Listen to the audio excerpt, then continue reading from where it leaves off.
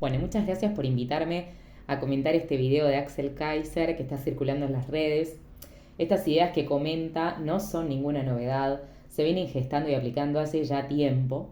Y hoy les traigo a este programa unos puntos claves que pueden servir para entender y discutir esta visión de la educación, a partir de algunos autores que son eminencias en estos temas, como Guillermo Ruiz, Silvia Barco, Finnegan, Pagano, Paviglianiti, entre otros.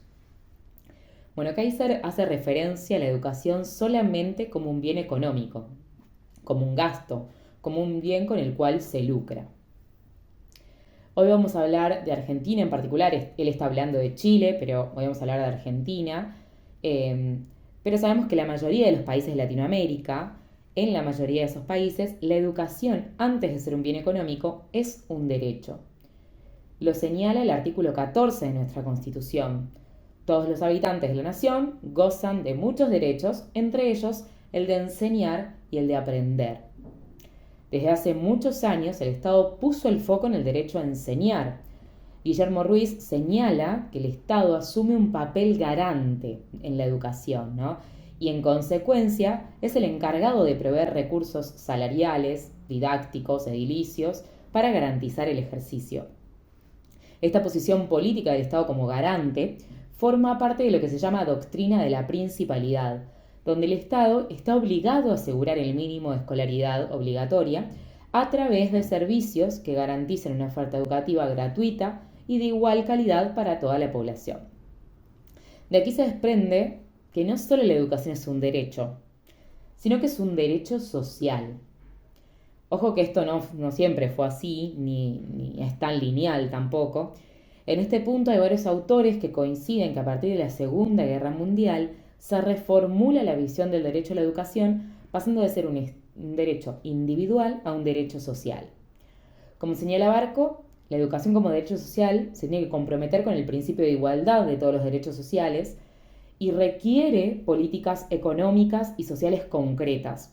Por lo tanto, exige un comportamiento activo por parte del Estado que sostenga la educación pública, la promueva y la extienda. Claramente esto es muy diferente a lo que plantea Kaiser en el video. Él plantea una visión de un Estado subsidiario.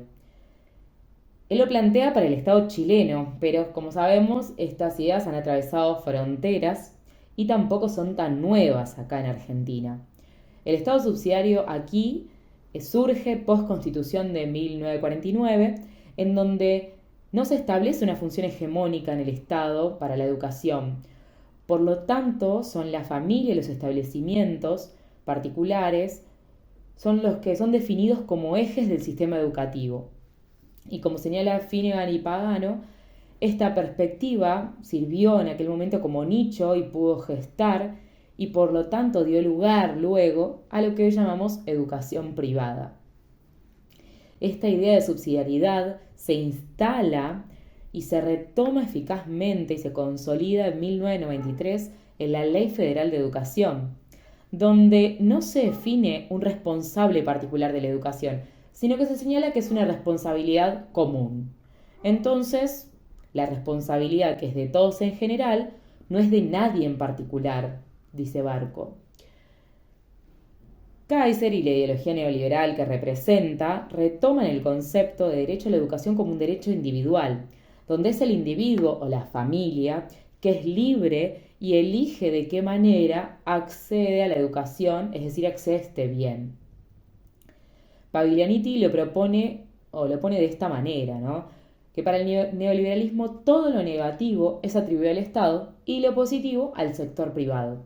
Piensan que lo ideal es pasar de las prestaciones estatales a subsidios dirigidos a los individuos, para que de esta manera cada uno pueda comprar sus servicios en el mercado, es decir, que pueda elegir, en este caso, dónde formarse.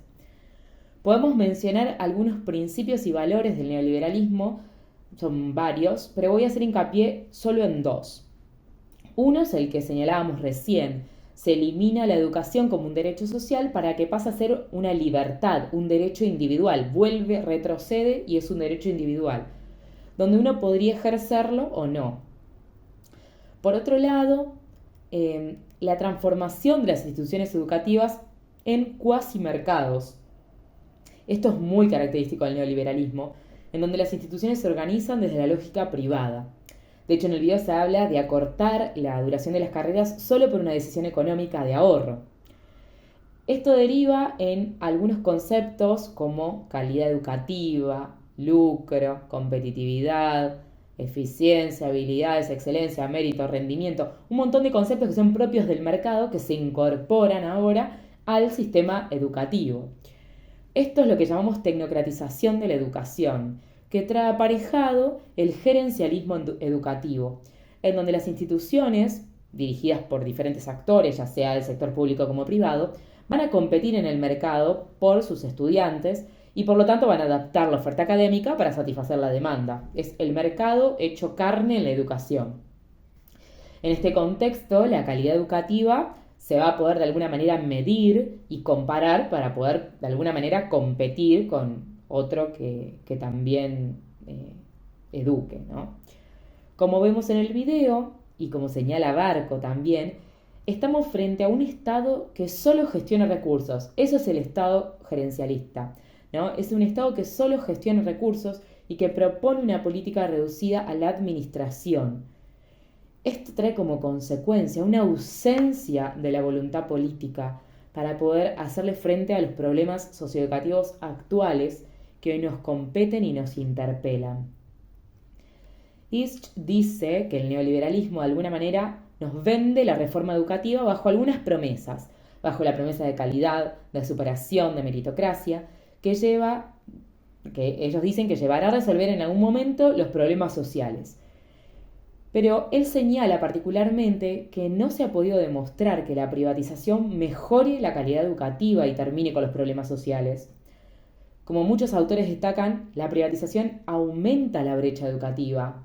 Al contrario, ¿no? Aumenta la brecha educativa entre ricos y pobres y contribuye a la polarización social. Y va en contra del principio del derecho social, que es la igualdad. Otro punto a destacar en el video, no menor, es la meritocracia. Él señala la meritocracia para la obtención de becas en la educación. Es decir, que lo que obtengan los estudiantes va a depender de los resultados del esfuerzo individual, resultados escolares y méritos. Esto Barco lo denomina desigualdad justa. El neoliberalismo ve a la desigualdad como una consecuencia de habilidades innatas, donde algunos individuos son naturalmente más talentosos que otros y por lo tanto podemos destacar, premiar al que tiene talento y no tiene dinero, ¿no?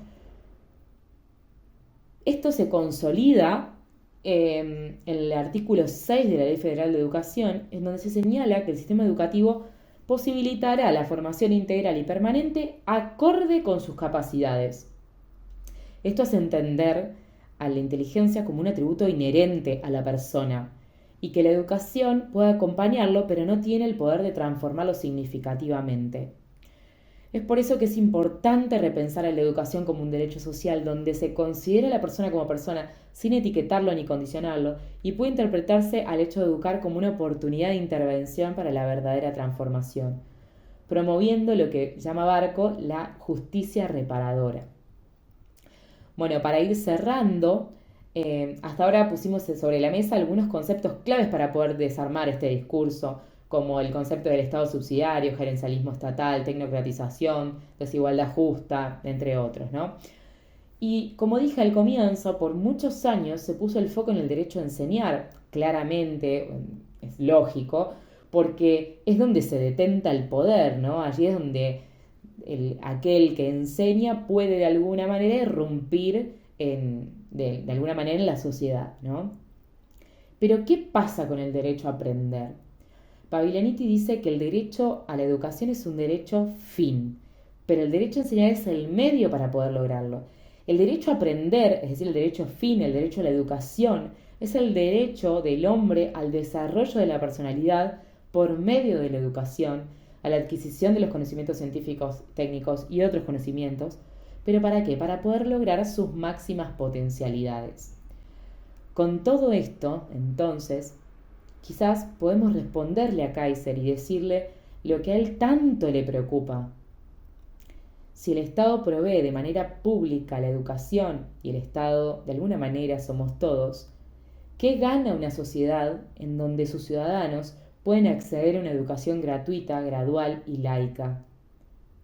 Bueno, además del desarrollo económico y científico, se gana igualdad de oportunidades, se ganan ciudadanos comprometidos con la vida política e interés comunitario y social, se gana justicia social, pero sobre todo se gana democracia.